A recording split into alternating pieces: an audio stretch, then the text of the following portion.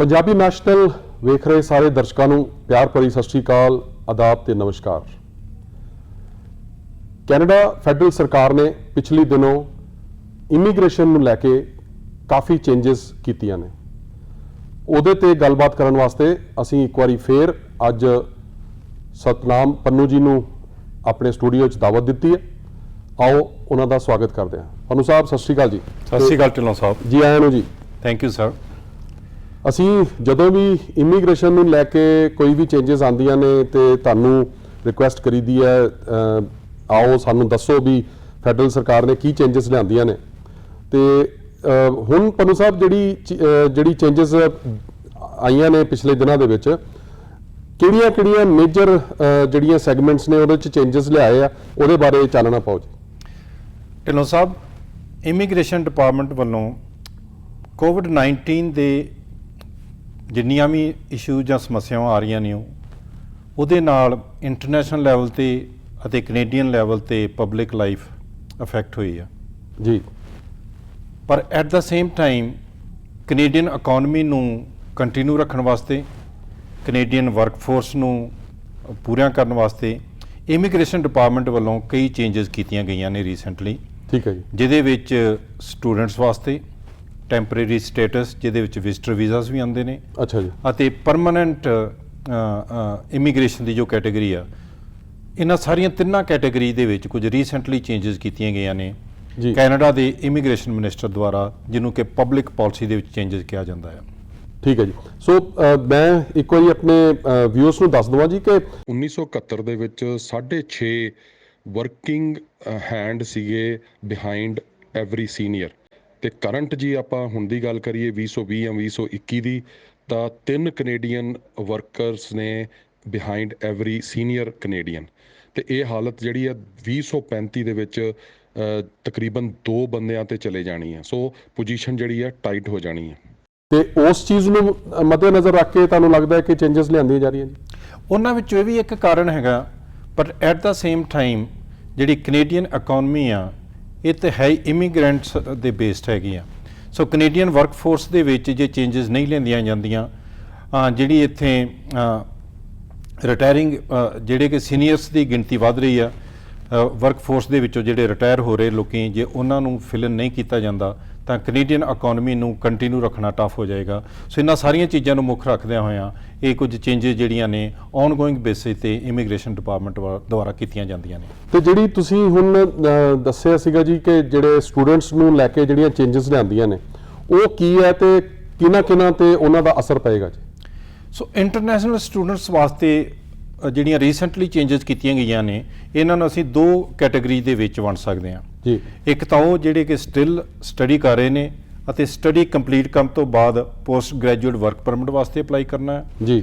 At second ਉਹ category ਜਿਹੜੇ ਕਿ ਸਟੱਡੀ ਆਪਣੀ ਖਤਮ ਕਰਕੇ ਪੋਸਟ ਗ੍ਰੈਜੂਏਟ ਵਰਕ ਪਰਮਿਟ ਦੇ ਵਿੱਚ ਉਸ ਸਟੇਟਸ ਦੇ ਵਿੱਚ ਸੀਗੇ, ਪਰ ਉਹ PR ਦੀਆਂ ਰਿਕੁਆਇਰਮੈਂਟਸ ਨਹੀਂ ਪੂਰੀਆਂ ਕਰ ਸਕੇ ਕੋਵਿਡ ਰਿਸਟ੍ਰਿਕਸ਼ਨ ਕਰਕੇ। ਸੋ ਉਹਨਾਂ 2 ਖੇਤਰਾਂ ਦੇ ਵਿੱਚ ਚੇਂਜਸ ਕੀਤੀਆਂ ਗਈਆਂ ਨੇ। ਠੀਕ ਹੈ। ਸੋ ਆਪਾਂ ਇਹ ਲਾਰਜਲੀ ਦੇਖੀਏ ਤੇ ਜਿਹੜੇ ਪੈਂਡੈਮਿਕ ਕਰਕੇ ਜਿਹੜਾ ਇੰਪੈਕਟ ਪਿਆ ਆ ਉਹਨਾਂ ਦੀ ਐਲੀਜੀਬਿਲਿਟੀ ਨੂੰ, ਸੋ ਉਹਨੂੰ ਕੰਪਨਸੇਟ ਇੱਕ ਜੈਨੂਇਨ ਤਰੀਕੇ ਨਾਲ ਜਿਹੜਾ ਆ ਦੇਖ ਕੇ ਕਿ ਕਿਉਂਕਿ ਲੇਆਫਸ ਵੀ ਬੜੀਆਂ ਹੋਈਆਂ, ਕੰਪਨੀਆਂ ਨੇ ਬਿਜ਼ਨਸ ਵੀ ਜਿਹੜੇ ਸੀਗੇ ਉਹ ਜਿੱਦਾਂ ਸਪੈਸ਼ਲੀ ਫੂਡ ਇੰਡਸਟਰੀ ਆ, ਹੋਟਲ ਇੰਡਸਟਰੀ ਆ, ਉਹ ਸ਼ਟਡਾਊਨ ਪੋਜੀਸ਼ਨ 'ਚ ਵੀ ਆਈਆਂ। ਕਈ ਹੋਰ ਵੀ ਅਦਾਰੇ ਐਸੇ ਸੀਗੇ ਜਿੱਥੇ ਜਿਹੜੇ ਜੌਬ ਸੀਗੇ ਉਹ ਲੇਆਫ ਕੀਤੇ ਗਏ। ਸੋ ਕਿਤੇ ਉਸ ਚੀਜ਼ ਨੂੰ ਤੁਸੀਂ ਕਹਿ ਰਹੇ ਹੋ ਕਿ ਨੂੰ ਕੰਪਨਸੇਟ ਕਰਨ ਵਾਸਤੇ ਸਟੂਡੈਂਟਸ ਨੂੰ ਬੈਨੀਫਿਟ ਦਿੱਤਾ ਜੀ? ਬਿਲਕੁਲ। ਇਸ ਚੀਜ਼ ਨੂੰ ਮੁੱਖ ਰੱਖਦਿਆਂ ਹੋਇਆਂ ਪਿਛਲੇ ਸਾਲ ਸਟੂਡੈਂਟਸ ਵਾਸਤੇ ਕੁਝ ਚੇਂਜਸ ਕੀਤੀਆਂ ਗਈਆਂ ਸੀ ਜੀ। ਨਾਟ ਜਸਟ ਕਿ ਇੰਟਰਨੈਸ਼ਨਲ ਸਟੂਡੈਂਟਸ ਵਾਸਤੇ ਕੋਵਿਡ ਨੂੰ ਰਿਸਟ੍ਰਿਕਸ਼ਨ ਰੱਖਣ ਵਾਸਤੇ ਪੂਰੀ ਪਬਲਿਕ ਲਾਈਫ ਅਫੈਕਟ ਹੋਈ, ਜਿਹਦੇ ਵਿੱਚ ਸਕੂਲ, ਕਾਲਜ, ਯੂਨੀਵਰਸਿਟੀਆਂ ਨੂੰ ਜਿਹਨੂੰ ਅਸੀਂ ਲਾਕਡਾਊਨ ਕੰਡੀਸ਼ਨਸ ਕਹਿੰਦੇ ਹਾਂ, ਲਾਕਡਾਊਨ ਕੰਡੀਸ਼ਨ ਜਿਹੜੀਆਂ ਆਈਆਂ, ਸੋ ਉਹਦੇ ਵਿੱਚ ਸਭ ਤੋਂ ਪਹਿਲੀ ਚੇਂਜ ਇਹ ਕੀਤੀ ਗਈ ਸੀ ਕਿ ਇਹ ਇੰਟਰਨੈਸ਼ਨਲ ਸਟੂਡੈਂਟਸ ਘਰੋਂ ਬੈਠ ਕੇ ਸਟੱਡੀ ਕਰ ਸਕਦੇ ਨੇ ਬਾਕੀ ਸਟੂਡੈਂਟਸ ਦੀ ਤਰ੍ਹਾਂ। ਅੱਛਾ, ਮਤਲਬ ਆਨਲਾਈਨ ਦੀ ਜਿਹਦੀ ਆਪਾਂ ਗੱਲ ਕਰ ਰਹੇ ਹਾਂ ਜੀ, ਆਨਲਾਈਨ ਸਟੱਡੀ ਦੀ ਜਿਹੜੀ ਪ੍ਰਿਵਿਲੇਜ ਦਿੱਤੀ ਗਈ ਸੀਗੀ ਜੀ। ਤਾਂ ਇਸ ਤੋਂ ਇਲਾਵਾ ਬਹੁਤ ਸਾਰੇ ਵਿਦਿਆਰਥੀ ਜਿਹੜੇ ਕੈਨੇਡਾ ਵਿੱਚ ਨਹੀਂ ਆ ਸਕੇ, ਆਪਣੇ ਹੋਮ ਕੰਟਰੀ ਵਿੱਚ ਬੈਠ ਕੇ ਵੀ ਆਨਲਾਈਨ ਸਟੱਡੀ ਕਰ ਸਕਦੇ ਸੀ। ਇਹ ਬਹੁਤ ਅੱਛਾ ਮੇਰੇ ਖਿਆਲ ਸਪੋਰਟ ਹੈਗੀ ਹੈ ਜੀ, ਖਾਸ ਕਰਕੇ ਜਿਨ੍ਹਾਂ ਨੇ ਅਜੇ ਐਡਮਿਸ਼ਨ ਲਿੱਤੀ ਸੀਗੀ ਤੇ ਉਹਨਾਂ ਨੇ ਅਗਰ ਆਣਾ ਵੀ ਸੀਗਾ, ਜੇ ਉਹ ਕੈਨੇਡਾ ਨਹੀਂ ਸੀ ਪਹੁੰਚੇ ਤੇ ਉਹਨਾਂ ਅੰਦਰ ਵੀ ਇਹ ਚੀਜ਼ ਅਪਲਾਈ ਹੋਏਗੀ ਜੀ? ਬਿਲਕੁਲ ਠੀਕ ਹੈ ਜੀ। ਜਿਹੜੇ ਵਿਦਿਆਰਥੀ ਕੈਨੇਡਾ ਨਹੀਂ ਆ ਸਕੇ ਰਿਸਟ੍ਰਿਕਸ਼ਨ ਕਰਕੇ, ਟਰੈਵਲਰ ਰਿਸਟ੍ਰਿਕਸ਼ਨ ਕਰਕੇ, ਉਹ ਆਪਣੇ ਹੋਮ ਕੰਟਰੀ ਦੇ ਵਿੱਚ ਬੈਠ ਕੇ ਸਟੱਡੀ ਕਰ ਰਹੇ ਸੀ, ਉਹਨਾਂ ਨੂੰ ਵੀ ਇਹ ਜਿਹੜੀ ਸਹੂਲਤ ਦਿੱਤੀ ਗਈ ਆ।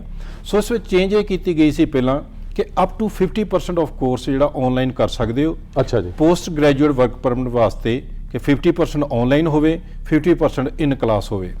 ਪਰ ਕਿਉਂਕਿ ਰਿਸਟ੍ਰਿਕਸ਼ਨ ਜਿਹੜੀਆਂ ਅਜੇ ਇਨ ਕੰਟੀਨਿਊਸ਼ਨ ਨੇ, ਉਹਨਾਂ ਨੂੰ ਖਤਮ ਨਹੀਂ ਕੀਤਾ ਗਿਆ ਜੀ। ਸੋ ਰੀਸੈਂਟਲੀ ਮਿਨਿਸਟਰ ਦੇ ਦੁਆਰਾ ਇਹ ਚੇਂਜ ਕੀਤੀ ਗਈ ਆ ਕਿ ਉਹ ਸਾਰੇ ਇੰਟਰਨੈਸ਼ਨਲ ਸਟੂਡੈਂਟਸ ਜਿਹੜੇ ਕਿ ਕੰਪਲੀਟ ਆਨਲਾਈਨ ਸਟੱਡੀ ਵੀ ਕਰ ਲੈਣਗੇ, ਉਹ ਵੀ ਪੋਸਟ ਗ੍ਰੈਜੂਏਟ ਵਰਕ ਪਰਮਿਟ ਵਾਸਤੇ ਐਲੀਜੀਬਲ ਨੇ। ਹਾਂ, ਕਿਉਂਕਿ ਮੇਰੇ ਖਿਆਲ ਲਾਕਡਾਊਨ ਕੰਡੀਸ਼ਨਸ ਅਜੇ ਵੀ, ਜਿਸ ਤਰ੍ਹਾਂ ਅਸੀਂ ਦੇਖਿਆ ਪਿਛਲੇ ਦਿਨੋਂ ਜਦੋਂ ਵੋਕੇਸ਼ਨ ਡੇ ਸੀਗੇ, ਜਦੋਂ ਕ੍ਰਿਸਮਸ ਚੱਲੀ ਆ, ਨਿਊ ਈਅਰ ਜਿਹੜਾ ਹੌਲੀਡੇਜ਼ ਚੱਲਦੀਆਂ ਸੀਗੀਆਂ, ਤੇ ਉਸ ਦੌਰਾਨ ਵੀ ਲਾਕਡਾਊਨ ਕੰਡੀਸ਼ਨਸ ਜਿਹੜੀਆਂ ਸੀ ਅਪਲਾਈ ਕੀਤੀਆਂ ਗਈਆਂ। ਸੋ ਅਜੇ ਵੀ ਕਿਹਾ ਜਾ ਰਿਹਾ ਕਿ ਸ਼ਾਇਦ ਸੈਕੰਡ ਜਾਂ ਥਰਡ ਫੇਜ਼ ਵੀ ਆ ਸਕਦੀ ਹੈ। ਸੋ ਉਸ ਚੀਜ਼ ਨੂੰ ਦੇਖਦਿਆਂ ਹੋਇਆਂ ਇੱਕ ਪ੍ਰੈਕਟੀਕਲ ਐਕਸਪੈਕਟ ਨੂੰ ਸਾਹਮਣੇ ਰੱਖ ਕੇ ਇਹਨਾਂ ਨੇ ਗੱਲ ਕਹੀ ਕਿ ਅਗਰ ਤੁਸੀਂ ਇੰਡੀਆ 'ਚ ਵੀ ਕਿਤੇ ਬੈਠੇ ਹੋ ਜਾਂ ਕਿਤੇ ਵੀ ਵਰਲਡ 'ਚ ਬੈਠੇ ਹੋ, ਤੇ ਉੱਥੇ ਬੈਠੇ ਤੁਸੀਂ ਆਪਣੀ ਸਟੱਡੀ ਕੰਪਲੀਟ ਕਰਦੇ ਹੋ, ਤੇ you will be eligible for the benefit. ਬਿਲਕੁਲ ਢਿੱਲੋਂ ਸਾਹਿਬ, ਲਾਕਡਾਊਨ ਇੱਕ ਪਾਰਟ ਆ। ਸੈਕੰਡ ਜਿਹੜੀਆਂ ਕਿ ਇੰਟਰਨੈਸ਼ਨਲ ਟਰੈਵਲਿੰਗ ਦੀਆਂ ਰਿਸਟ੍ਰਿਕਸ਼ਨਸ ਨੇ, ਰੀਸੈਂਟਲੀ ਉਹਨਾਂ ਵਿੱਚ ਹੋਰ ਵਾਧਾ ਕੀਤਾ ਗਿਆ ਜੀ। ਕੈਨੇਡਾ ਗਵਰਨਮੈਂਟ ਦੀ ਸਟਿਲ ਇਹ ਪਾਲਿਸੀ ਆ ਕਿ ਮਿਨੀਮਮ ਇੰਟਰਨੈਸ਼ਨਲ ਮੋਬਿਲਿਟੀ ਕੀਤੀ ਜਾਵੇ। ਬਿਲਕੁਲ ਠੀਕ ਹੈ। ਤਾਂ ਕਿ ਕੋਵਿਡ ਦੀ ਜਿਹੜੀ ਨਿਊ ਵੇਰੀਏਸ਼ਨਸ ਨੇ ਉਹ ਇੱਥੇ ਨਾ ਆ ਸਕਣ। ਸੋ ਉਹਨਾਂ ਚੀਜ਼ਾਂ ਨੂੰ ਮੁੱਖ ਰੱਖਦਿਆਂ ਹੋਇਆਂ ਬਹੁਤ ਸਾਰੇ ਵਿਦਿਆਰਥੀ ਆਪਣੇ ਆਪਣੇ ਹੋਮ ਕੰਟਰੀ ਵਿੱਚ ਬੈਠ ਕੇ ਆਨਲਾਈਨ ਸਟੱਡੀ ਕਰ ਰਹੇ ਨੇ, ਅਤੇ ਆਨਲਾਈਨ ਸਟੱਡੀ ਜਾਂ ਸਟੱਡੀ ਤੋਂ ਬਾਅਦ ਅਗਲਾ ਸਟੈਪ ਹੁੰਦਾ ਹੈ ਪੋਸਟ ਗ੍ਰੈਜੂਏਟ ਵਰਕ ਪਰਮਿਟ। ਜੇ ਵਿਦਿਆਰਥੀ ਸਟੱਡੀ ਤੋਂ ਬਾਅਦ ਪੋਸਟ ਗ੍ਰੈਜੂਏਟ ਵਰਕ ਪਰਮਿਟ ਲੈ ਲੈਂਦਾ ਆ, ਫਿਰ ਉਹਨੂੰ ਕੰਮ ਕਰਨ ਦੀ ਪਰਮਿਸ਼ਨ ਮਿਲ ਜਾਂਦੀ ਆ, ਅਤੇ ਕੰਮ ਕਰਕੇ ਫਿਰ ਉਹ ਆਪਣੇ PR ਦੇ ਵਾਸਤੇ ਐਲੀਜੀਬਿਲਟੀ ਬਣਾ ਸਕਦਾ ਹੈ।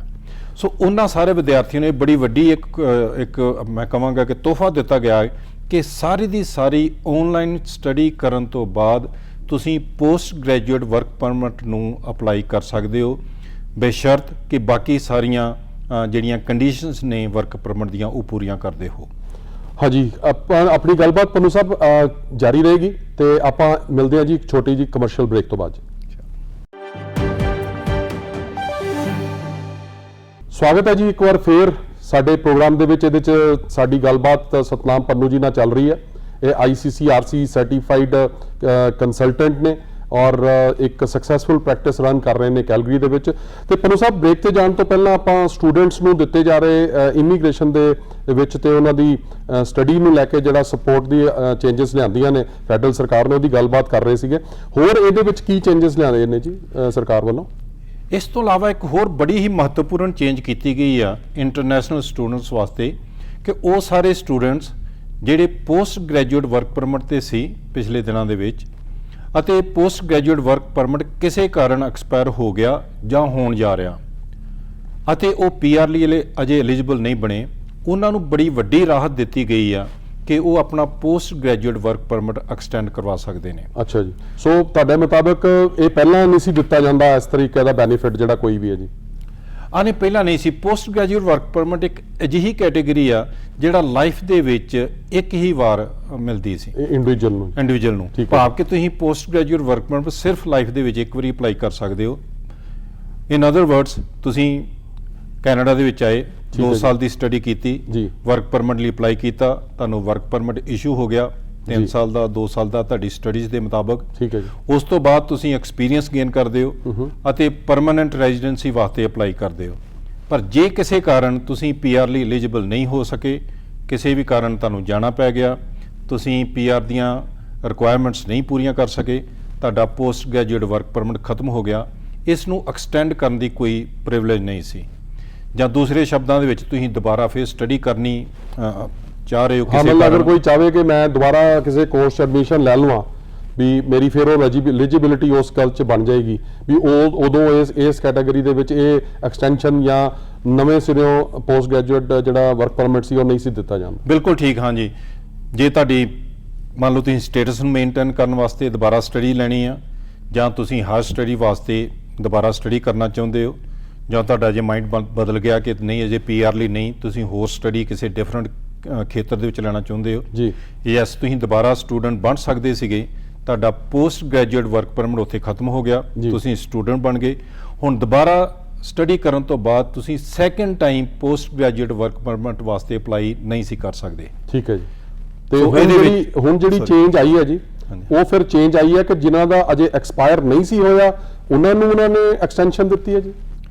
ਸੋ ਇਹਦੇ ਚ ਦੋ ਕੈਟਾਗਰੀਜ਼ ਨੇ, ਜਿਨ੍ਹਾਂ ਦਾ ਜਨਵਰੀ 30 ਤੋਂ ਬਾਅਦ ਜੇ ਵਰਕ ਪਰਮਿਟ ਖਤਮ ਹੋ ਗਿਆ ਸੀ, ਜਨਵਰੀ ਆਪਾਂ ਕਹੀਏ ਤੇ 2021 ਦੀ ਜੀ। 2021 ਹਾਂਜੀ। ਠੀਕ ਹੈ ਜੀ। ਸੋ ਜੇ ਉਹਨਾਂ ਦਾ ਪੋਸਟ ਗ੍ਰੈਜੂਏਟ ਵਰਕ ਪਰਮਿਟ ਖਤਮ ਹੋ ਗਿਆ ਜਾਂ ਜੁਲਾਈ ਤੱਕ ਖਤਮ ਹੋ ਜਾਣਾ ਆ, ਠੀਕ ਹੈ ਜੀ, ਉਹ ਸਾਰੇ ਐਕਸਟੈਂਸ਼ਨ ਵਾਸਤੇ ਅਪਲਾਈ ਕਰ ਸਕਦੇ ਨੇ ਅਤੇ ਉਹਨਾਂ ਨੂੰ 18 ਮਹੀਨੇ ਦੀ ਪੋਸਟ ਗ੍ਰੈਜੂਏਟ ਵਰਕ ਪਰਮਿਟ ਵਿੱਚ ਐਕਸਟੈਂਸ਼ਨ ਮਿਲ ਜੇਗੀ, ਜਿਹੜੀ ਕਿ ਇੱਕ ਬਹੁਤ ਵੱਡੀ ਰਾਹਤ ਆ, ਬਹੁਤ ਵੱਡੀ ਰਿਲੀਫ। ਕਦੀ ਅਜਿਹਾ ਰਿਲੀਫ ਨਹੀਂ ਦਿੱਤਾ ਗਿਆ। ਠੀਕ ਹੈ ਜੀ। ਸੋ 18 ਮੰਥ ਦੀ ਵਾਸਤੇ ਪੋਸਟ ਗ੍ਰੈਜੂਏਟ ਵਰਕ ਪਰਮਿਟ ਦੀ ਐਕਸਟੈਂਸ਼ਨ ਮਿਲਣੀ, that's a big relief from the Canadian government. ਠੀਕ ਹੈ ਜੀ। ਮੈਂ ਦੇਖਣ ਵਾਲਿਆਂ ਨੂੰ ਬੇਨਤੀ ਕਰਦਾ ਜੀ ਕਿ ਅਗਰ ਕੋਈ ਹੋਰ ਤੁਹਾਡਾ ਵੀ ਕੋਈ ਕੁਐਸਚਨ ਹੋਵੇ ਇਹਦੇ ਨਾਲ ਰਿਲੇਟਡ, ਤੇ ਸਾਡੇ ਵੀਡੀਓ ਦੇ ਵਿੱਚ ਸਤਨਾਮ ਪੰਨੂ ਜੀ ਦੀ ਈਮੇਲ ਦੀ ਇਨਫੋਰਮੇਸ਼ਨ ਦਿੱਤੀ ਹੋਈ ਹੈ। ਤੁਸੀਂ ਉੱਥੋਂ ਈਮੇਲ ਚੱਕ ਕੇ ਆਪਣਾ ਜਿਹੜਾ ਵੀ ਸਵਾਲ ਹੈਗਾ ਉਹ ਕੁਐਰੀ ਜਿਹੜੀ ਹੈ ਇਹਨਾਂ ਨੂੰ ਭੇਜ ਸਕਦੇ ਹੋ, ਤੇ ਪੰਨੂ ਸਾਹਿਬ ਕੋਸ਼ਿਸ਼ ਕਰਨਗੇ ਤੁਹਾਡੀ ਕੁਐਰੀ ਨੂੰ ਆਨਸਰ ਕਰਨ ਦੀ। ਤੇ ਪੰਨੂ ਸਾਹਿਬ, ਇਹ ਤਾਂ ਸਟੂਡੈਂਟਸ ਦੇ ਪੱਖੋਂ ਹੋ ਗਿਆ। ਮੈਂ ਕੁਝ ਸੁਣਿਆ ਕਿ ਹਾਂਗਕਾਂਗ ਦੇ ਜਿਹੜੇ ਵਸਨੀਕ ਹੈਗੇ ਜੀ, ਉਹਨਾਂ ਵਾਸਤੇ ਵੀ ਕੋਈ ਰਿਲੀਫ ਲੈਂਦੇ ਆ ਜੀ ਸਰਕਾਰ ਨੇ? ਹਾਂਜੀ, ਬਿਲਕੁਲ ਠੀਕ ਹੈ ਜੀ। ਹਾਂਗਕਾਂਗ ਵਾਸਤੇ ਇੱਕ ਬੜੀ ਵੱਡੀ ਰਾਹਤ ਵਾਲੀ ਗੱਲ ਜਿਹੜੀ ਉੱਥੋਂ ਦੇ ਰੈਜ਼ੀਡੈਂਟਸ ਨੇ, ਸੋ ਕੈਨੇਡੀਅਨ ਮਿਨਿਸਟਰ ਦੇ ਦੁਆਰਾ ਉਹਦੇ ਵਿੱਚ ਵੀ ਇੱਕ ਪਬਲਿਕ ਪਾਲਿਸੀ ਦੇ ਅੰਦਰ ਚੇਂਜਸ ਜਿਹੜੀਆਂ ਨੇ ਐਲਾਨ ਕੀਤੀਆਂ ਗਈਆਂ ਨੇ। ਸੋ ਪਿਛਲੇ ਸਾਲ ਮਿਨਿਸਟਰ ਦੇ ਦੁਆਰਾ ਨਵੰਬਰ ਦੇ ਵਿੱਚ 2020 ਦੇ ਵਿੱਚ ਇਹਨਾਂ ਚੇਂਜਸ ਦਾ ਐਲਾਨ ਕੀਤਾ ਗਿਆ ਸੀ, ਜਿਨ੍ਹਾਂ ਦੀ ਐਗਜ਼ੀਕਿਊਸ਼ਨ ਵਾਸਤੇ ਹੁਣ ਨਵੀਂ ਪਬਲਿਕ ਪਾਲਿਸੀ ਐਲਾਨ ਕੀਤੀ ਗਈ ਆ।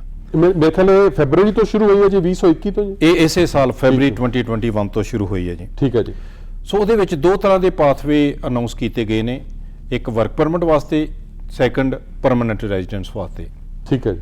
ਸੋ ਵਰਕ ਪਰਮਿਟ ਵਾਸਤੇ ਇਹ ਕੀਤਾ ਗਿਆ ਕਿ ਹਾਂਗਕਾਂਗ ਦਾ ਕੋਈ ਵੀ ਰੈਜ਼ੀਡੈਂਟ ਜਿਨੇ ਪਿਛਲੇ ਪ੍ਰੀਵੀਅਸ 5 ਇਅਰਸ ਦੇ ਵਿੱਚ ਕੈਨੇਡੀਅਨ ਇੰਸਟੀਚਿਊਟ ਤੋਂ ਗ੍ਰੈਜੂਏਟ ਕੀਤਾ ਹੋਵੇ, ਠੀਕ ਹੈ ਜੀ, ਉਹ 3 ਇਅਰਸ ਵਰਕ ਪਰਮਿਟ ਵਾਸਤੇ ਅਪਲਾਈ ਕਰ ਸਕਦਾ ਹੈ, ਠੀਕ ਜਾਂ ਹੈ। ਇਹਦੇ ਇਕੁਇਵਲੈਂਟ ਕਿਤੇੋਂ ਵੀ ਪੋਸਟ ਗ੍ਰੈਜੂਏਟ ਉਹਨਾਂ ਨੇ ਸਟੱਡੀ ਕੀਤੀ ਹੋਵੇ, ਭਾਵ ਕਿ ਉਹਨਾਂ ਨੇ ਆਪਣੇ ਹੋਮ ਕੰਟਰੀ ਤੋਂ ਵੀ ਜੇ ਕੀਤੀ ਹੋਮ ਹੈ, ਕੰਟਰੀ ਤੋਂ ਵੀ ਅਗਰ ਉਹਨਾਂ ਨੇ ਪੋਸਟ ਗ੍ਰੈਜੂਏਸ਼ਨ ਸਟੱਡੀ ਕੀਤੀ ਹੈ ਤੇ ਉਹ ਵੀ 3 ਸਾਲ ਦੇ ਵਰਕ ਪਰਮਿਟ ਲਈ ਅਪਲਾਈ ਕਰ ਸਕਦੇ। ਉਹ ਵੀ 3 ਸਾਲ ਦੇ ਵਰਕ ਪਰਮਿਟ ਵਾਸਤੇ ਅਪਲਾਈ ਕਰ ਸਕਦੇ। ਬਹੁਤ ਵੱਡੀ ਸਪੋਰਟ ਹੈ ਜੀ। ਹਾਂ, ਇਟਸ ਅ ਬਿਗ ਸਪੋਰਟ ਜੀ, ਕਿਉਂਕਿ ਕੈਨੇਡੀਅਨ ਗਵਰਨਮੈਂਟ ਹਿਊਮਨ ਰਾਈਟਸ ਦੀ ਹਮੇਸ਼ਾ ਸਪੋਰਟ ਕਰਦੀ ਰਹੀ ਹੈ। ਠੀਕ ਹੈ ਜੀ। ਹਾਂਗਕਾਂਗ ਦੇ ਵਿੱਚ ਡਿਫਰੈਂਟ ਮੂਵਮੈਂਟਸ ਚੱਲਦੀਆਂ ਆ ਰਹੀਆਂ ਨੇ, ਕਈ ਤਰ੍ਹਾਂ ਦੀਆਂ ਹਾਂਜੀ, ਉੱਥੇ ਕਾਫੀ ਡੈਮੋਕ੍ਰੇਸੀ ਨੂੰ ਢਾਲ ਲਾਇਆ ਜਾ ਰਿਹਾ ਜੀ। ਜਦੋਂ ਦੀ ਚਾਈਨਾ ਨੇ ਟੇਕ ਓਵਰ ਕੀਤੀ ਆ ਤੇ ਉੱਥੇ ਹਿਊਮਨ ਰਾਈਟਸ ਵਾਇਲੇਸ਼ਨਸ ਜਿਹੜੀਆਂ ਨੇ ਉਹ ਦਿਨ ਬ ਦਿਨ ਵੱਧਦੀਆਂ ਜਾ ਰਹੀਆਂ ਨੇ। ਸਟੂਡੈਂਟ ਪ੍ਰੋਟੈਸਟ ਵੀ ਅਸੀਂ ਦੇਖੀ ਸੀਗੀ, ਬੜੀ ਲਾਰਜ ਸਕੇਲ ਹੋਈ ਆ ਉੱਥੇ। ਬਿਲਕੁਲ ਠੀਕ ਹੈ ਜੀ। ਆਪਣੇ ਰਾਈਟਸ ਨੂੰ ਲੈ ਕੇ, ਡੈਮੋਕ੍ਰੇਸੀ ਦੇ ਬਚਾਅ ਵਾਸਤੇ, ਡੈਮੋਕ੍ਰੈਟਿਕ ਇੰਸਟੀਟਿਊਸ਼ਨ ਦੇ ਬਚਾਅ ਵਾਸਤੇ ਬਿਲਕੁਲ ਜੀ, ਬੜੇ ਵੱਡੇ ਪ੍ਰੋਟੈਸਟ ਚੱਲਦੇ ਰਹੇ ਨੇ, ਪੂਰੇ ਵਰਲਡ ਨੇ ਦੇਖਿਆ ਆ। ਠੀਕ ਹੈ ਜੀ। ਅਤੇ ਅਜੇ ਵੀ ਪੂਰਾ ਪੀਸਫੁਲ ਨਹੀਂ ਹੋਇਆ। ਸੋ ਉਸ ਚੀਜ਼ ਨੂੰ ਹਿਊਮਨ ਰਾਈਟਸ ਦੀ ਪ੍ਰੋਟੈਕਸ਼ਨ ਵਾਸਤੇ, ਉਸ ਨੂੰ ਪ੍ਰਮੋਟ ਕਰਨ ਵਾਸਤੇ ਕੈਨੇਡੀਅਨ ਗਵਰਨਮੈਂਟ ਦੇ ਦੁਆਰਾ ਜਿਹੜੀ ਉਹਨਾਂ ਨੂੰ ਇਹ ਇੱਕ ਸਪੋਰਟ ਦਿੱਤੀ ਗਈ ਆ ਕਿ ਉਹ ਸਾਰੇ ਵਿਦਿਆਰਥੀ ਜਿਹੜੇ ਰੀਸੈਂਟਲੀ ਉੱਥੋਂ ਦੇ ਗ੍ਰੈਜੂਏਟ ਨੇ ਜਾਂ ਪ੍ਰੀਵੀਅਸ 5 ਈਅਰ ਦੇ ਵਿੱਚ ਇੱਥੋਂ ਗ੍ਰੈਜੂਏਟ ਹੋਏ ਨੇ ਕਿਸੇ ਵੀ ਕੈਨੇਡੀਅਨ ਇੰਸਟੀਚਿਊਟ ਤੋਂ, ਉਹ 3 ਈਅਰ ਵਰਕ ਪਰਮਿਟ ਵਾਸਤੇ ਅਪਲਾਈ ਕਰ ਸਕਦੇ ਨੇ। ਜੇ ਕੈਨੇਡਾ ਦੇ ਵਿੱਚ ਨੇ ਤਾਂ ਆਨਲਾਈਨ ਅਪਲਾਈ ਕਰ ਸਕਦੇ ਨੇ ਵਰਕ ਪਰਮਿਟ। ਜਦੋਂ ਉਹਨਾਂ ਦਾ ਅਪਰੂਵ ਹੋ ਜਾਏਗਾ ਤਾਂ ਉਹ ਕੰਮ ਕਰਨਾ ਸ਼ੁਰੂ ਕਰ ਸਕਦੇ ਨੇ। ਪਰ ਜੇ ਕੈਨੇਡਾ ਤੋਂ ਬਾਹਰ ਨੇ ਤਾਂ ਸਟਿਲ ਅਪਲਾਈ ਕਰ ਸਕਦੇ ਨੇ, ਪਰ ਟਰੈਵਲ ਰਿਸਟ੍ਰਿਕਸ਼ਨ ਜਿਹੜੀਆਂ ਨੇ ਉਹਨਾਂ ਤੇ ਅਪਲਾਈ ਹੋਣਗੀਆਂ। ਪੰਨੂ ਸਾਹਿਬ, ਆਪਾਂ ਹੋਰ ਕਰਾਂਗੇ ਜੀ ਗੱਲਬਾਤ ਉੱਤੇ, ਇੱਕ ਛੋਟੀ ਜੀ ਹੋਰ ਬ੍ਰੇਕ ਲੈਣੇ ਜੀ ਆਪਾਂ। ਇੱਕ ਵਾਰ ਫੇਰ ਸਵਾਗਤ ਹੈ ਜੀ ਤੁਹਾਡਾ ਇਸ ਪ੍ਰੋਗਰਾਮ ਦੇ ਵਿੱਚ। ਆਪਣੀ ਗੱਲਬਾਤ ਸਤਨਾਮ ਪੰਨੂ ਜੀ ਨਾਲ ਚੱਲ ਰਹੀ ਹੈ ਇਮੀਗ੍ਰੇਸ਼ਨ ਦੇ ਵਿੱਚ ਆਈਆਂ ਹੋਈਆਂ ਚੇਂਜਸ ਨੂੰ ਲੈ ਕੇ। ਤੇ ਪੰਨੂ ਸਾਹਿਬ, ਜਿਹੜੀ ਹਾਂਗਕਾਂਗ ਦੀ ਤੁਸੀਂ ਗੱਲ ਕਰ ਰਹੇ ਸੀਗੇ, ਸਟੂਡੈਂਟਸ ਦਾ ਤੁਸੀਂ ਦੱਸਿਆ ਕਿ ਉਹਨਾਂ ਨੇ ਪੋਸਟ ਗ੍ਰੈਜੂਏਸ਼ਨ ਕੀਤੀ ਹੋਵੇ, ਚਾਹੇ ਕੈਨੇਡਾ ਤੋਂ ਜਾਂ ਵਰਲਡ 'ਚ ਕਿਤੇ ਵੀ ਪਿਛਲੇ 5 ਸਾਲਾਂ 'ਚ, ਕੋਈ ਹੋਰ ਵੀ ਰਿਲੀਫ ਹੈ ਇਸ ਹਾਂਗਕਾਂਗ ਦੇ ਕੈਟਾਗਰੀ ਦੇ ਵਿੱਚ ਉਹਨਾਂ ਨੇ ਦਿੱਤੀ ਹੈ ਜੀ?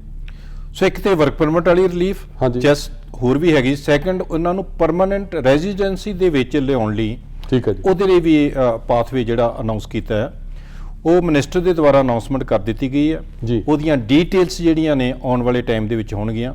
ਪਰ ਕਰੰਟਲੀ ਜਿਹੜੇ 2 ਆਪਸ਼ਨਸ ਉਹਦੇ ਵਿੱਚ ਦਿੱਤੇ ਗਏ ਨੇ, ਇੱਕ ਕਿ ਉਹ ਸਾਰੇ ਵਿਦਿਆਰਥੀ ਜਦੋਂ 1 ਸਾਲ ਦਾ ਕੈਨੇਡੀਅਨ ਐਕਸਪੀਰੀਅੰਸ ਗੇਨ ਕਰ ਲੈਣਗੇ ਜੀ, ਜਦੋਂ ਪੋਸਟ ਗ੍ਰੈਜੂਏਟ ਵਰਕ ਪਰਮਿਟ ਤੋਂ ਬਾਅਦ, ਤਾਂ ਉਹ ਪਰਮਾਨੈਂਟ ਰੈਜ਼ੀਡੈਂਸੀ ਵਾਸਤੇ ਐਲੀਜੀਬਲ ਹੋ ਜਾਣਗੇ। ਅੱਛਾ ਜੀ। ਨਾਰਮਲੀ ਇਸ ਤੋਂ ਇੰਨੀ ਜਲਦੀ ਪਰਮਾਨੈਂਟ ਰੈਜ਼ੀਡੈਂਸੀ ਜਿਹੜੀ ਆ ਨਹੀਂ ਮਿਲਦੀ, ਪਰ ਹਾਂਗਕਾਂਗ ਦੇ ਰੈਜ਼ੀਡੈਂਟਸ 1 ਸਾਲ ਦਾ ਕੈਨੇਡਾ ਦੇ ਵਿੱਚ ਐਕਸਪੀਰੀਅੰਸ ਗੇਨ ਕਰਨ ਤੋਂ ਬਾਅਦ ਪਰਮਾਨੈਂਟ ਰੈਜ਼ੀਡੈਂਸ ਦੀ ਐਪਲੀਕੇਸ਼ਨ ਲਗਾ ਸਕਣਗੇ। ਤੇ ਨਾਰਮਲ ਕੰਡੀਸ਼ਨ 'ਚ ਟਾਈਮ ਕੀ ਹੈ ਜੀ? ਨਾਰਮਲੀ ਵੇਖੋ ਨਾ, ਜੇ ਪੋਸਟ ਗ੍ਰੈਜੂਏਟ ਵਰਕ ਪਰਮਿਟ 1 ਸਾਲ ਤੋਂ ਬਾਅਦ ਜੇ ਬਾਕੀ ਵਰਲਡ ਦੇ ਜਿਹੜੇ ਸਟੂਡੈਂਟਸ ਨੇ ਜੀ ਉਹ ਐਲੀਜੀਬਲ ਹੋ ਜਾਂਦੇ ਨੇ, ਪਰ ਉਸ ਤੋਂ ਬਾਅਦ ਉਹ ਕਾਮਨ ਪੂਲ ਦੇ ਵਿੱਚ ਆਉਂਦੇ ਨੇ। ਜੇ ਉਹਨਾਂ ਦੇ ਪੁਆਇੰਟਸ ਜਿਹੜਾ ਸਕੋਰ ਉਹ ਮੀਟ ਕਰਦੇ ਹੋਣ, ਕੰਪੀਟ ਕਰ ਸਕਣ ਵਰਲਡ ਲੈਵਲ ਤੇ, ਤਾਂ ਐਲੀਜੀਬਲ ਬਣਦੇ ਨੇ। ਪਰ ਇਹਨਾਂ ਨੂੰ ਇਸ ਰਸਤੇ ਦੇ ਵਿੱਚੋਂ ਨਹੀਂ ਲੰਘਣਾ ਪਏਗਾ। ਵਰਲਡ ਦੇ ਬਾਕੀ post graduate work permit category ਨਾਲ ਕੰਪੀਟ ਨਹੀਂ ਕਰਨਾ ਪਏਗਾ। 1 ਸਾਲ ਦਾ ਐਕਸਪੀਰੀਅੰਸ ਗੇਨ ਕੀਤਾ, ਇਹਨਾਂ ਦੀ ਐਲੀਜੀਬਿਲਟੀ ਹੋ ਗਈ ਪਰਮਾਨੈਂਟ ਰੈਜ਼ੀਡੈਂਸ ਵਾਸਤੇ। ਬਹੁਤ ਵੱਡੀ ਰਿਲੀਫ ਹੈ ਪੰਨੂ ਸਾਹਿਬ। ਤੇ ਜਿਹੜੀ ਹੁਣ ਇਹਦੇ ਨਾਲ ਰਿਲੇਟਡ ਕੋਈ ਹੋਰ ਵੀ ਜਿਹੜੀ ਹੈ ਕੋਈ ਚੇਂਜ ਜਾਂ ਕੋਈ ਹੋਰ ਪਾਲਿਸੀ ਲਿਆਂਦੀ ਹੋਵੇ ਜੀ ਹਾਂਗਕਾਂਗ ਦੇ ਕੈਟਾਗਰੀ ਦੇ ਵਿੱਚ? ਦੂਸਰਾ ਇਹਨਾਂ ਦੇ ਵਾਸਤੇ ਚੇਂਜ ਇਹ ਕੀਤੀ ਗਈ ਕਿ ਉਹ ਸਾਰੇ ਹਾਂਗਕਾਂਗ ਦੇ ਰੈਜ਼ੀਡੈਂਟਸ ਜਿਹੜੇ ਇੱਥੇ ਸਟੱਡੀ ਕੰਪਲੀਟ ਕਰ ਲੈਣਗੇ, ਉਸ ਤੋਂ ਬਾਅਦ ਵੀ ਉਹਨਾਂ ਨੂੰ ਪਰਮਾਨੈਂਟ ਰੈਜ਼ੀਡੈਂਸੀ ਵਾਸਤੇ ਐਲੀਜੀਬਿਲਟੀ ਮਿਲ ਜਾਏਗੀ। ਅੱਛਾ, ਜਿਨ੍ਹਾਂ ਨੂੰ ਜਸਟ ਵਰਕ ਪਰਮਿਟ ਦਿੱਤਾ ਜਾ ਰਿਹਾ ਸੀਗਾ 3 ਸਾਲ ਦਾ, ਵੀ ਉਹ ਐਲੀਜੀਬਲ ਹੋਣਗੇ ਪਰਮਾਨੈਂਟ ਰੈਜ਼ੀਡੈਂਸੀ ਵਾਸਤੇ? ਨਹੀਂ, ਥੋੜੀ ਜਿਹੀ ਉਹਦੇ ਵਿੱਚ ਜਿਨ੍ਹਾਂ ਨੂੰ ਵਰਕ ਪਰਮਿਟ ਮਿਲ ਗਿਆ ਉਹ 1 ਸਾਲ ਦਾ ਐਕਸਪੀਰੀਅੰਸ ਗੇਨ ਕਰਨ ਤੋਂ ਬਾਅਦ PR ਵਾਸਤੇ ਐਲੀਜੀਬਲ ਹੋ ਜਾਣਗੇ। ਠੀਕ ਹੈ ਜੀ। ਦੂਸਰਾ, ਜਿਹੜੇ ਨਵੇਂ ਸਟੂਡੈਂਟਸ ਇੱਥੇ ਆਉਣਗੇ ਹਾਂਗਕਾਂਗ ਦੇ, ਉਹ ਇੱਥੇ ਸਟੱਡੀ ਕਰਨ ਤੋਂ ਬਾਅਦ, ਸਟੱਡੀ ਕੰਪਲੀਸ਼ਨ ਤੋਂ ਬਾਅਦ PR ਲਈ ਐਲੀਜੀਬਲ ਹੋ ਜਾਣਗੇ। ਉਹਨਾਂ ਨੂੰ ਵਰਕ ਪਰਮਿਟ ਦਾ ਵਰਕ ਐਕਸਪੀਰੀਅੰਸ ਦੇ ਕੈਟਾਗਰੀ ਦੇ ਵਿੱਚ ਨਹੀਂ ਪੈਣਾ ਪਏਗਾ। ਉਹਨਾਂ ਨੂੰ ਵਰਲਡ ਦੇ ਬਾਕੀ ਜਿਹੜੇ ਸਟੂਡੈਂਟਸ PR ਦੇ ਵਾਸਤੇ ਕੈਨੇਡੀਅਨ ਐਕਸਪੀਰੀਅੰਸ ਕਲਾਸ ਦੇ ਵਿੱਚ ਇੱਕ ਦੂਜੇ ਨਾਲ ਕੰਪੀਟ ਕਰਕੇ ਟੌਪ ਤੇ ਆਉਂਦੇ ਨੇ, ਉਸ ਕੈਟਾਗਰੀ ਦੇ ਵਿੱਚ ਨਹੀਂ ਆਉਣਾ ਪਏਗਾ। ਇਹ ਸਟੱਡੀ ਤੋਂ ਬਾਅਦ ਸਿੱਧੇ ਐਲੀਜੀਬਲ ਹੋ ਜਾਣਗੇ PR ਵਾਸਤੇ। ਕੁਇਕਲੀ ਪੰਨੂ ਸਾਹਿਬ, ਮੈਂ ਤੁਹਾਡੇ ਤੋਂ ਜਾਣਨਾ ਚਾਹੂੰਗਾ ਕਿ ਜਿਹੜੀ ਆਪਾਂ ਪਹਿਲਾਂ ਵੀ ਪ੍ਰੋਗਰਾਮ ਤੇ ਕੀਤਾ ਸੀਗਾ ਪੇਰੈਂਟਸ ਗ੍ਰੈਂਡ ਪੇਰੈਂਟਸ ਦੀ ਜਿਹੜੀ ਐਪਲੀਕੇਸ਼ਨਸ ਨੂੰ ਲੈ ਕੇ, ਜਿਹੜੀ ਉਦੋਂ ਅਨਾਉਂਸਮੈਂਟਸ ਹੋਈਆਂ ਸੀਗੀਆਂ, ਤੇ ਉਹਦਾ ਇੱਕ ਡਰਾ ਜਿਹੜਾ ਜੀ ਉਹ ਨਿਕਲ ਗਿਆ। ਕੀ ਖਬਰ ਹੈ ਜੀ, ਉਹਦੀ ਕੀ ਅਪਡੇਟ ਹੈ ਜੀ? ਸੋ ਪਹਿਲਾ ਡਰਾ ਆ ਚੁੱਕਾ ਜੀ, ਉਹਦੇ ਵਾਸਤੇ ਐਪਲੀਕੇਸ਼ਨ ਜਿਹੜੀਆਂ ਸਬਮਿਟ ਕੀਤੀਆਂ ਜਾ ਰਹੀਆਂ ਨੇ। ਸੋ ਇਹਦੇ ਵਿੱਚ ਵੀ ਤੁਹਾਨੂੰ ਪਤਾ ਕਿ ਰੀਸੈਂਟਲੀ ਵੀ ਚੇਂਜਸ ਕੀਤੀਆਂ ਗਈਆਂ ਨੇ, ਅਨਾਉਂਸਮੈਂਟਸ ਕੀਤੀਆਂ ਗਈਆਂ ਨੇ ਕਿ ਭਾਵੇਂ ਕੋਵਿਡ ਦਾ ਇੰਪੈਕਟ ਹੈਗਾ ਆ, ਫੈਮਿਲੀ ਯੂਨੀਫਿਕੇਸ਼ਨ ਵਾਸਤੇ ਕੈਨੇਡਾ ਦੀ ਗਵਰਨਮੈਂਟ ਦੀ ਵਚਨਬੱਧਤਾ ਹੈਗੀ ਆ। ਠੀਕ ਹੈ ਜੀ। ਸੋ ਉਹਦੇ ਵਿੱਚ ਹੀ PGP ਪੋਸਟ ਗ੍ਰੈਜੂਏਟ ਵਰਕ ਜਿਹੜੇ ਪੇਰੈਂਟਸ ਤੇ ਗ੍ਰੈਂਡ ਪੇਰੈਂਟਸ ਕੈਟਾਗਰੀ ਨੂੰ ਅਨਾਉਂਸ ਕੀਤਾ ਗਿਆ ਸੀਗਾ। ਸੋ ਜਿਹੜੇ ਪਿਛਲੇ ਸਾਲ 10,000 ਡਰਾ ਕੱਢੇ ਗਏ ਸੀ, ਉਹਨਾਂ ਦੀਆਂ ਐਪਲੀਕੇਸ਼ਨ ਰੀਸੈਂਟਲੀ ਸਬਮਿਟ ਕੀਤੀਆਂ ਜਾ ਰਹੀਆਂ ਨੇ। ਠੀਕ ਹੈ ਜੀ। ਇਹਦਾ ਮਤਲਬ ਕਿ ਜਿਹੜੇ ਡਰਾ ਦੇ ਵਿੱਚ ਜਿਨ੍ਹਾਂ ਦਾ ਨਾਂ ਨਿਕਲਿਆ, ਤੇ ਉਹ 10,000 ਐਪਲੀਕੈਂਟਸ ਨੂੰ ਹੁਣ ਉਹਨਾਂ ਨੇ ਕਹਿ ਦਿੱਤਾ ਹੈ ਕਿ ਤੁਸੀਂ ਆਪਣਾ ਸਪੋਰਟਿੰਗ ਡਾਕੂਮੈਂਟ ਔਰ ਬਾਕੀ ਜਿਹੜੇ ਪ੍ਰੂਫ ਨੇ, ਉਹ ਜਿਹੜੇ ਨੇ ਡਾਕੂਮੈਂਟਸ ਜਿਹੜੇ ਨੇ ਸਬਮਿਟ ਕਰੋ। ਹਾਂਜੀ, ਉਹ ਸਾਰੇ ਜਿਨ੍ਹਾਂ ਨੂੰ ਸੱਦਾ ਦਿੱਤਾ ਗਿਆ ਜਾਂ ਕਹਿ ਲਈਏ ਜਿਨ੍ਹਾਂ ਦੀ ਲੋਟਰੀ ਨਿਕਲ ਚੁੱਕੀ ਆ, ਠੀਕ ਹੈ ਜੀ, ਉਹ ਇਸ ਵੇਲੇ ਇਸ ਪ੍ਰੋਸੈਸ ਦੇ ਵਿੱਚ ਨੇ ਕਿ ਮਾਰਚ ਦੇ 2nd ਵੀਕ ਤੱਕ ਮੋਸਟਲੀ ਡੇਟ ਬਣਦੀ ਉਹਨਾਂ ਦੀ। ਠੀਕ ਹੈ ਕਿ ਉਸ ਟਾਈਮ ਤੋਂ ਪਹਿਲਾਂ ਆਪਣੀਆਂ ਕੰਪਲੀਟਡ ਐਪਲੀਕੇਸ਼ਨ ਜਿਹੜੀਆਂ ਨੇ ਉਹ ਸਬਮਿਟ ਕਰ ਦੇਣ।